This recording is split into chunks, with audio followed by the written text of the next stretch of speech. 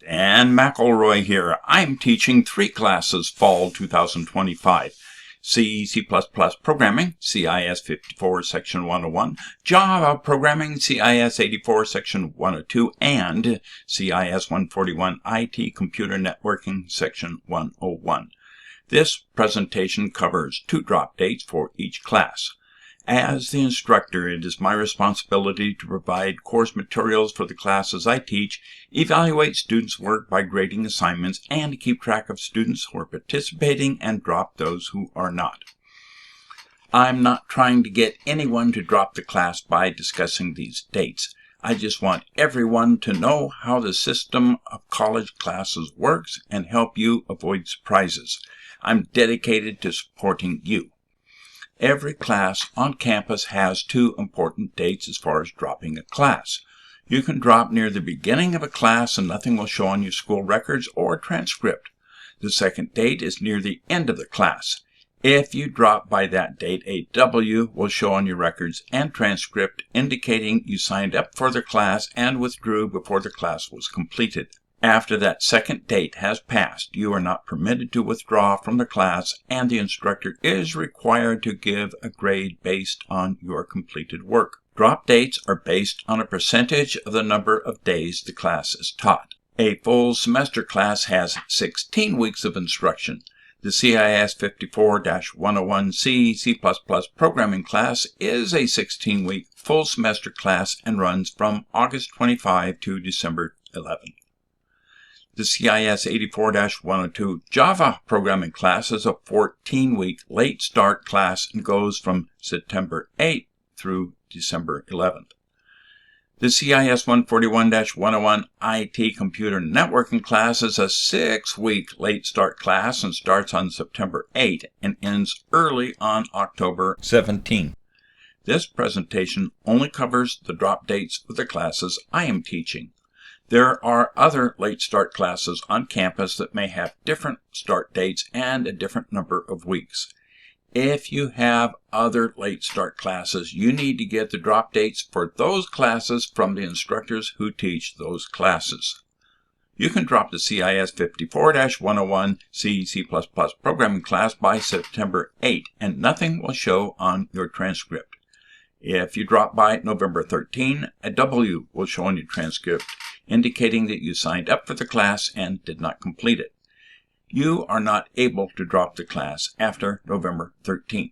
You can drop the Java programming class by September 24 and nothing will show on your transcript. If you drop by November 18, a W will show on your transcript. You are not able to drop the class after November 18. There is another section of CIS 84 this semester that has different start date and drop dates. If you need, you can drop the CIS 141-101 IT Computer Networking class by September 14 and nothing will show on your transcript. If you drop between September 15th and October 7, a W will show on your transcript. You are not able to drop that class after October 7. I realize things come up in people's lives that sometimes a class needs to take a back seat to other priorities. Don't get a bad or terrible grade by just fading away. An instructor may drop you if it appears that you are not participating and submitting regular coursework. Although I may drop you, it is really your responsibility to drop the class if you do not wish to continue. I recommend marking these important dates on your calendar. Another date is also important. Graduation petitions for fall 2025 are due in the Office of Admissions and Records by October 10, 2025. Make an appointment with a counselor to complete all the paperwork before that date so that the necessary meetings and submissions can be completed before that date. A note of caution.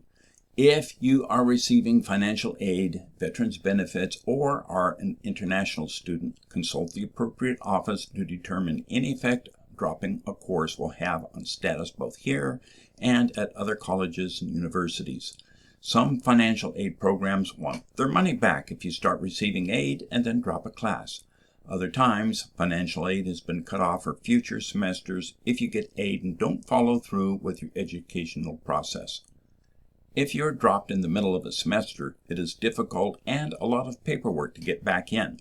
a lot of people, all the way from the instructor, the dean, the vice president of academic affairs, and then the registration office, all need to get involved. Sometimes it takes a week or more to get back in the class, and you may be way behind by then. The official SJCC statement on drops confirms what has already been said, but also provides some additional information. You are only permitted to sign up for a course and drop 3 times. If you have signed up for a class and dropped it 3 times, you won't be permitted to sign up for that class again. Here's something else important. San Jose City College does not automatically give a refund if you drop a class at the beginning of the semester. You are the one who must apply for the refund before the date to drop with no W. Otherwise, you don't get any money back. It is my understanding that you need to drop by that first drop date to have a refund request approved. Check with the college catalog for the exact date. The form to request a refund is located on the SJCC website at sjcc.edu/admissions-records/fees-refunds.aspx. Watch out for the underscore and period characters. I call them dots when part of a web address or file name. If you drop a class by the first drop date, remember to send in this form by that drop date. I am not trying to get you to drop the course, but what I'm really asking is that you help yourself out and help me out if you need to withdraw from my class or any other class. On a happier note, I really do look forward to having you in the class. See you at the next video. Dan Dolph signing off for now.